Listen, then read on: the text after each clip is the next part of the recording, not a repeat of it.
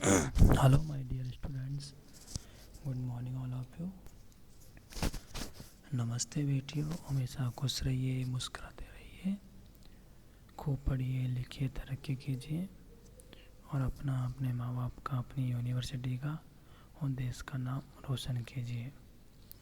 My self JVN Pushpendra Bhardwaj, assistant professor, department of education, Jyoti Vidyapeeth women's university, Jaipur. Tomorrow we will discuss on Bayes' differential meanings, definitions, significance of Bayes' differentiation, importance of Bayes' differentiation, etc. Today we will discuss on factor influencing Bayes and salary differentiation. Factors influencing Bayes and salary differentials. कि अब ऐसे कौन कौन से factors हैं जो badges determination में या फिर सैलरी डिटर्मिनेशन डिफरेंशियल्स होते हैं वो इन्फ्लुएंस करते हैं उसको. First in factor is the personal policy of the employer to maintain differentiation. Personal policy क्या है एक एम्प्लॉयर की कि डिफरेंशिएशन किस बेस पर रखना चाहते हैं, वो किस बेस पर नहीं. इसकी एम्प्लॉयर की पर्सनल पॉलिसी क्या है वो उसको अफेक्ट करती है वेजेस को और सैलरी डिफरेंशिएशन को. Second factor is imperfection of the labour market to take its advantage.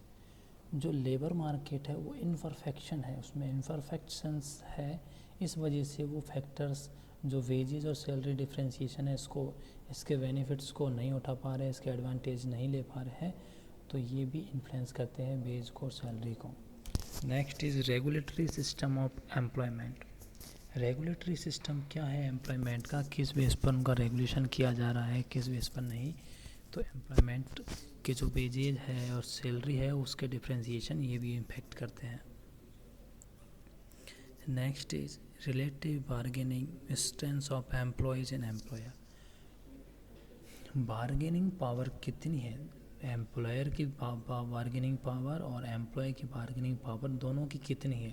अगर एम्प्लॉयर की बार्गेनिंग पावर ज़्यादा है तो वेजेज में डिफरेंशिएशन ज़्यादा रहेगा और कम रहेगा, और एम्प्लॉयज़ की जो अगर बार्गेनिंग स्ट्रेंथ है, बार्गेनिंग पावर है, वो अगर ज़्यादा है तो वेजेज में डिफरेंशिएशंस कम होगा.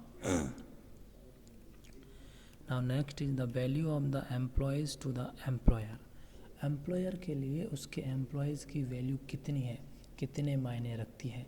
जैसे कि अपन JBW की बात करें अपनी इस यूनिवर्सिटी की, तो इसमें अपने जो एम्प्लॉयर है उनको एम्प्लॉय की कितनी वैल्यू रख है कि भाई मेरे जो एम्प्लॉय है कि इतनी वैल्यू रखते हैं, उसके बेस पर उनको वेजेस पे की जाती है. Next the growing importance of fringe benefits.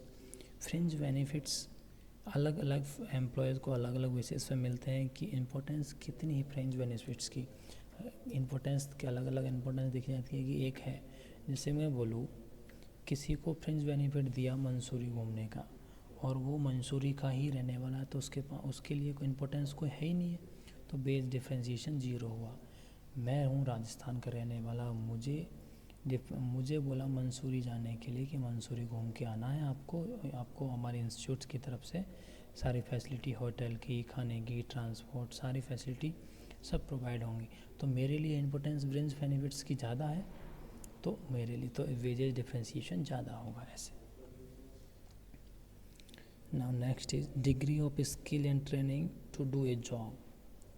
Job करने के लिए कौन कौन सी स्किल्स की ज़रूरत है, कौन कौन सी डिग्री है उसके पास, कौन कौन सी स्किल्स हैं और ट्रेनिंग. मतलब स्किल्स हैं, अनस्किल्ड है, सेमी स्किल है, स्किल्ड है, अपर स्किल्ड है, तो ये डिग्री अलग अलग है. ट्रेनिंग है, लोअर ट्रेनिंग है कि हायर ट्रेनिंग की है, किस तरह की ट्रेनिंग की है, उसके बेसिस पर जॉब करने उसके बेसिस पे भी वेजेस का डिटर्मिनेशन होता है, डिफरेंशिएशन किया सकता है कि ट्रेनिंग और स्किल्स अच्छी है, उसके पास एक्सपीरियंस है, ट्रेनिंग हाई स्किल्स है वो, तो वेजेस डिफरेंशिएशन ज़्यादा होगा, नहीं तो कम होगा. Next is nature of the work to be perform. Work जो परफॉर्मेंस करना है, वर्कर को परफॉर्म करना है वो वर्क, उसका नेचर किस टाइप का है, कॉम्प्लेक्सिटी ज़्यादा है कि नॉर्मल है कि इजी है कि मीडियम है, कैसे क्या है। अगर कॉम्प्लेक्स ज़्यादा है तो वेजेज ज़्यादा मिलेगी, अगर नॉर्मल है इजी है तो उसको वेजेज कम होगी, नहीं वेजेज डिफ्रेंशिएशन ज़्यादा होगा। ठीक है। Now next is nature of the role and responsibility required. किस जॉब को करने के लिए कौन कौन सी रेस्पॉन्सिबिलिटी चाहिएंगी और क्या रोल उसको अदा करना पड़ेगा कि मुझे इस काम को करने के लिए। अगर रेस्पॉन्सिबिलिटी ज़्यादा है, रोल ज़्यादा है, क्रूशियल है, तो उसको वेजेज ज़्यादा डिटर्मिनेशन होगा, अन्यथा कम होगा। ठीक है। Next is differentiation in deficiency in workers. Workers की डिफिशिएंसी कितनी है। वर्कर्स की डिफिशिएंसी में डिफरेंसेस कितना, मतलब वर्कर ज़्यादा है कि कम है, इसके बेसिस पर भी सैलरी का डिफरेंशिएशन होगा, वेजेस का डिफरेंशिएशन होगा, डिफरेंशियल्स होगा। नेक्स्ट इज डिफरेंसेज इन एग्रीवेबलनेस और सोशल एस्टीम ऑफ एम्प्लॉयमेंट, कि सोशल एस्टीम कितनी है एम्प्लॉयमेंट को। सोशल अपन बोलते हैं कि अपन प्रेस्टीज है कितनी समाज में, जॉब की कितनी प्रेस्टीज है मार्केट में, कितना उसके सम्मान मिलेगा, इस तरीके से एग्रीबल और एम्प्लॉय कितना एग्रीबल है उस जॉब के लिए, तो उसके डिफरेंसेस भी वेजेज और सैलरी डिफरेंशियल्स होंगे, उसको अफेक्ट करेंगे। Now next factor is extent of unionization and its strength. Institute में एम्प्लॉय की जो यूनियन है, कोई भी कंपनी है, इंस्टीट्यूट है, कुछ भी है, फर्म है, उसमें एक यूनियन है, एग्जिस्टेंट है कि नहीं है यूनियन उसमें। अगर यूनियन है तो उसकी स्ट्रेंथ कितनी है, कम स्ट्रेंथ है वो एम्प्लॉयर की जैसे जैसे मानते हैं, पर एम्प्लॉय के अगेंस्ट में भी काम करते हैं, एम्प्लॉयों के फेवर में काम करते हैं, अपनी मांगों को मनवाने के लिए हड़ताल कर देते हैं कुछ और, तो उसके बेसिस पर भी वेज और सैलरी डिफरेंशिएशंस होता है, वो फैक्टर अफेक्ट करते हैं। Now next is the extent of authorizations। Authority कितनी है, एम्प्लॉयज़ को अथॉरिटी कितनी दी जा रही है, कितनी नहीं है अथॉरिटी, अधिकार के राइट्स उस जॉब के लिए कितनी अथॉरिटी प्रोवाइड की जा रही है, उसके बेस वो भी वेज और सैलरी डिफरेंशिएशन को इन्फ्लुएंस करेंगे फैक्टर्स ये। Now next is centralisation of decision making centralisation कितना है, कि एक एम्प्लॉयर के पास ही है, कि एक मैनेजर के पास है, कि उसके नीचे वाले मैनेजर्स के पास है, सीईओ के पास है, कि एमडी के पास है। इन सब के बेसिस पर डिसीजन मेकिंग है कि एम्प्लॉयर ले रहा है कि एम्प्लॉयज़ पर डिपेंड कर रहा है, उसके बेस ये भी डिसीजन मेकिंग जो सेंट्रलाइजेशन है इसका, ये भी वेजेस और सैलरी डिफरेंशियल्स को इन्फ्लुएंस करते हैं ये factor. Next is need of geographical growth for the national product. Geographical growth कितनी है उस प्रोडक्ट की, नेशनल प्रोडक्ट के लिए नीड कितनी है, उसके बेसिस पर भी वेज और सैलरी का डिफरेंशियल्स होता है। ये तो हमने डिस्कस किए ऐसे, ये फैक्टर्स थे, कौन कौन से फैक्टर्स हैं ये डिस्कस उसकी अपन ने आज। अब देखते हैं अपन salary differentials are due to, किस किस बेस पर होता है salary differentials.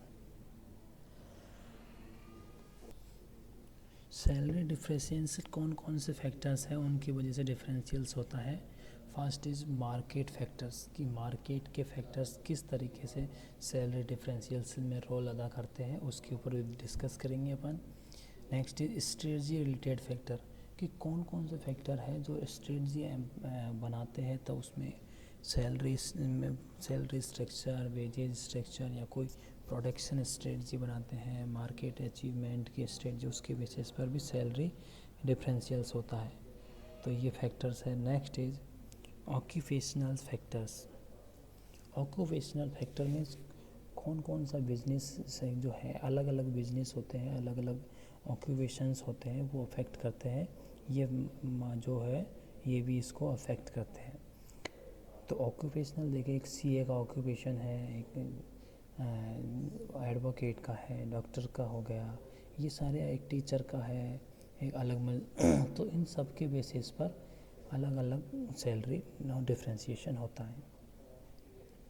Now next is socio economic factor. Socio economic factors की बात करें, सोशल समाज, पहले तो समाज देखेंगे कि क्या धर्म, रिलीजियस वगैरह सारी चीज़ें देखे जाएंगे, किस धर्म, जैसे धर्म वगैरह भी सारी है। सोशियो उसकी सोशल किस बैकग्राउंड से है, कैसे बैकग्राउंड है वो। इकोनॉमिक्स फैक्टर देखे जाएंगे कि इकोनॉमी भाई लिविंग स्टैंडर्ड कैसा है, या फिर उसके और नीड्स क्या है, उसकी डिमांड भी इसका कैसे स्टैंडर्ड है, एजुकेशन लेवल, इन सब के सोशियो इकोनॉमिक फैक्टर्स भी सैलरी डिफ्रेंशिएशन को अफेक्ट करते हैं। तो ये अपने कुछ थे कि मार्केट में ये सारी चीज़ें उससे अफेक्ट करती है सैलरी डिफ्रेंशिएशंस हैं, तो इनको अपन आगे डिस्कस करेंगे नेक्स्ट क्लास में। थैंक यू बच्चे। ये सारे इनको अपन और आगे इससे अपन कंटिन्यू करते हैं इससे आगे।